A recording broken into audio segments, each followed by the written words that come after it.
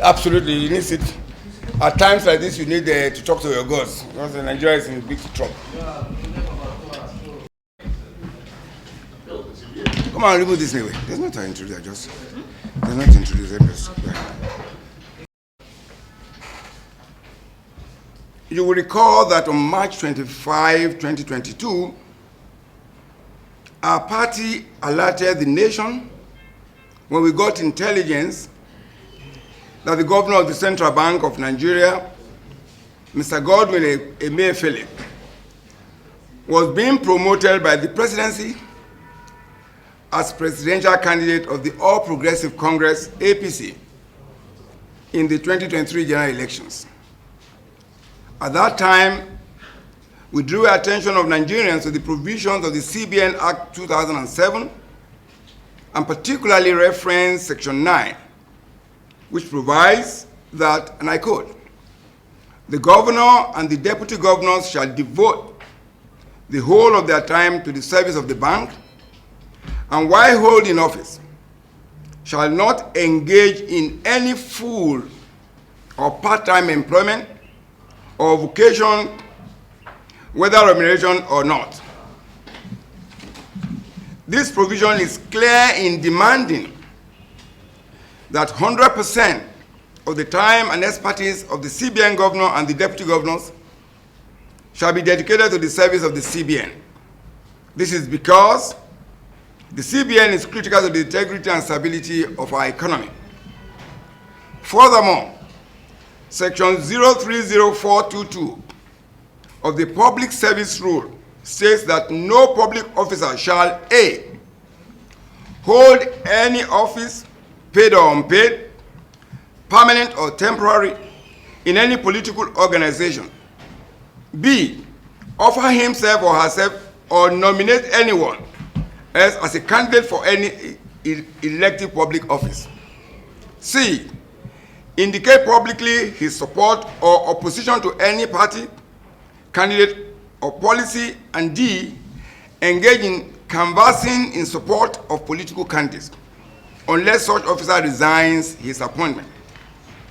Importantly, Section 030502, subsection G of the rule lists engaging in partisan political activities as a serious act of misconduct. Emefiele's involvement in partisan politics without resigning as CBN governor therefore amounts to gross misconduct in contravention of Section 1122C of the CBN Act. Now that Mr. Emefiele has joined politics and reportedly obtained the 100 million naira president aspirant form from the APC, he cannot continue to resume as the CBN, which is the commonwealth of our nation. By this, Mr. Emefiele has become a clear and present danger to the health, integrity, and reputation of the CBN and our nation's financial sector. His continued stay as CBN governor will further destroy investors' confidence in the integrity of our nation's financial regulatory institution. Mr. Emefiele's involvement in partisan politics while still holding office as CBN governor underpins the impunity, lawlessness, and recklessness of the Muhammadu Buhari-led APC administration. It further confirmed that the CBN under Emefiele has all along been the finance department of the APC. It is now evident that the somersault of the economy under Mr. Emefiele as CBN governor has been influenced by a partisan interest, for which the CBN under his watch allegedly allowed multiple leakages in our financial regulation through discriminatory exchange rate policies and nebulous subsidies to funnel billions of naira to political lackeys to fund a presidential ambition. This also explains why under Emefiele, the CBN, which is supposed to be the banker's bank, continues to engage in fraudulent retail banking services under ill-advised economic intervention programs to plunder the treasury. The tsunami macroeconomic and fiscal policies of the CBN under Emefiele brought untold hardship to the productive and service sectors of our nation's economy, with consequential negative effect on the lives of our citizens. It is provocative, and that instead of being remorseful, Mr. Emefiele is even insulting the sensibilities of Nigerians. by seeking the office of the President while still holding office as the CBN governor. The PDP points to reports in the public space of how Emefiele's agent through corrupt practices, including manipulation of exchange rate, allegedly amassed sum close to $1 billion, which is already being deployed by the purchase of hundreds of Emefiele branded campaign vehicles in the colors of APC in furtherance of a lavish presidential campaign. The direct consequence of such atrocious regime in the CBN under Emefiele is the collapse of our naira from 197 in 2015 to 600 naira to $1 today. The crippling of our productive sector, multiple economic recession, increased poverty, inflation and unemployment rates, high cost of living and excruciating hardship to our citizens. It is indeed saddening that President Muhammadu Buhari, who promised zero tolerance for corruption, will enable, encourage, and condone such atrocious regime in the CBN, where our economy is open to fraudulent pillaging to promote a political ambition. Our party stands with Nigerians in demanding the immediate arrest, investigation, and prosecution of Mr. Emefiele by security and anti-graft agencies, particularly the EFCC, for alleged financial malfeasance and abuse of office in the CBN under his watch. As Nigerians, we are determined to confront this evil. We wish Mr. Emefiele well in his newfound but ill-fated political vocation, but we demand that he must be brought to account for the activities that he undertook, supervised, and superintended over the years that he has been at the helm of affairs at the CBN, for which our economy is in comatose. The PDP calls on all Nigerians, the civil society, students, organized labor, the media, and all lovers of good governance to rise up as the PDP takes drastic actions in leading the charge to defend the integrity of the CBN, the rule of law, and ensure that those who brought our economy to its knees face the wrath of the law.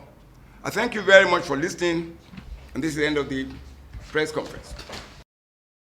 Thank you very much, Chooks, from this day. I'm happy you referenced the fact that it was part of your story today. And obviously, probably you know something that we don't know, but it's good. But I'd like to make it on the platter of this. We're not speaking from off cuff. We're speaking from history. You recall the beginning of this press conference. I referenced our previous statement on March 25, 2020. So this is not coming out just from the blues. There's a consistent and progressive pattern of behavior by Mr. Emefiele, by proxies of him. You recall there were pictures and videos of hundreds of vehicles branded in the colors of APC with the pictures of Mr. Emefiele. You recall that in the street of Abuja, at some point, we have a lot of posters of Mr. Emefiele, side by side with that of the president. At that time, Mr. Emefiele did not go into Twitter handle to denounce that. We recall that that was trending for a very long time. He did not. Why now? Because he's been caught, because he can no longer hide about this. That is reprehensible, and I think it's an afterthought, and it's actually, it's so sad that a man holding an office that important, to which the health of this economy depends, the integrity of the individual. Now we're beginning to imagine, did he say it or didn't say it? That alone qualifies for resignation. In any event, we have not seen any formal letter from Mr. Emefiele addressed to APC, dissociating himself for those statements. And we have it on authority and on record that he's been hobnobbing, and in any event, as events unfold in the next couple of days, more information about his connivance and his being in bed with the APC will continue to unravel. So I can tell you that right now, we stand by what we believe in from the information we have, and let's see in the next couple of hours or days, it will begin to unravel. Yes, sir. Thanks for checking out SYMFONI on YouTube. Please be sure to subscribe and like our videos for updates.